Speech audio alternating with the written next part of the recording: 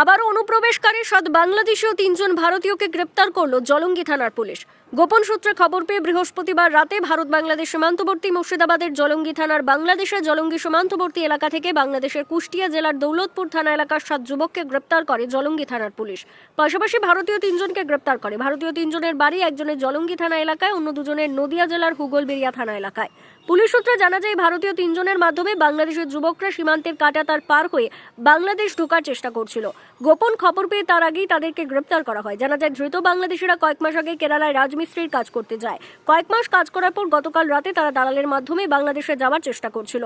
ধৃত 10 জনকে শুক্রবার 7 দিনের পুলিশ হেফাজতের আবেদন চেয়ে বহরমপুর জেলা জজ আদালতে তোলা হয়। এই ঘটনায় আর কে বা কারা জড়িত রয়েছে, ঘটনার পুরো তদন্ত শুরু করেছে পুলিশ। গ্রাম বাংলা নিউজ, সবার সাথে সবার পাশে।